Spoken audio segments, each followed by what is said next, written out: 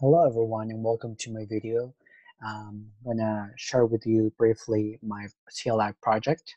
The name of my CLI project is Coingecko.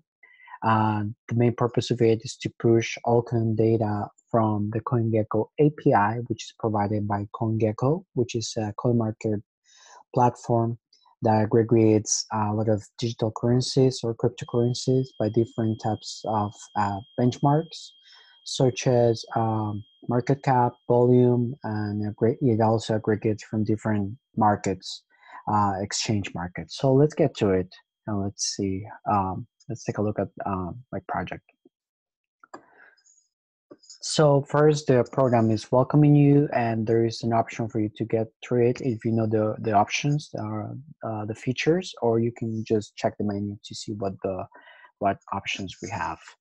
One of the options is to go the first level and just narrow it down to the top 100 coins, or find a coin by name. I have a finder method, or list global and general information. Let's get started and let's just narrow it down to the top 100 coins.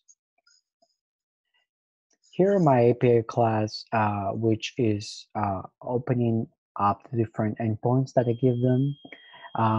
It's collaborating with a coin class that is creating objects and is pulling out pretty much all the data from the JSON that I'm using, the JSON gem, and is creating those objects with all the data. Then depending on the endpoint that I'm calling, I pretty much can decide what information I want to choose.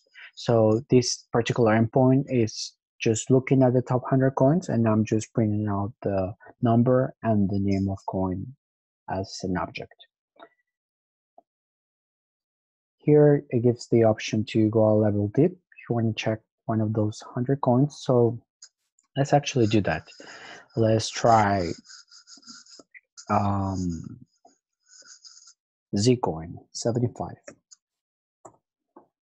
So here it's now the CLI is collaborating with a printer method that is using table gem that pretty much makes it look a little bit nicer to display those object properties that we just got from the API. And we have market cap, updated real time. This is the symbol. We have the current price. 24-hour trading volume. There is also available supply out of whatever is available and the maximum. One of the challenges that I had is really displaying these numbers, since it deals with a lot of big numbers. So the challenge I had is how to better display those. So the other thing that I kind of worked was trying to make it nicer. That's why I used the table gem. But let's continue moving forward and see what else my project can do. So let's try to make another selection. We can do yes. Let's try to find. Now it asks, which coin would you like to find? What if I give them a random set of strings, which I know doesn't? Then the finder method, it's going to look up the particular encode, and if it doesn't find a match, it pretty much throws my particular case statement that I have for whenever it doesn't get a match. Is pretty general, really. And so let's give it another try. Go back and let's just do Ether. That didn't work because it didn't find on my match method. But let's try another one that I know it's a actual coin, because it needs to have a complete match. That's how I have my method defined. We'll have to go back because this is the kind of general error, and that's why I deal with all input that is not recognized, even though it's in a different part of my project. So let's do Ethereum. And you have the exact match, and now it's calling again the print coin. and pulling out all the information from Ethereum.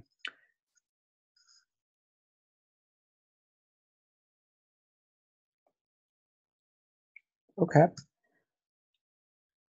let's continue moving forward, and let's just look up the general information for the last feature of my CLI.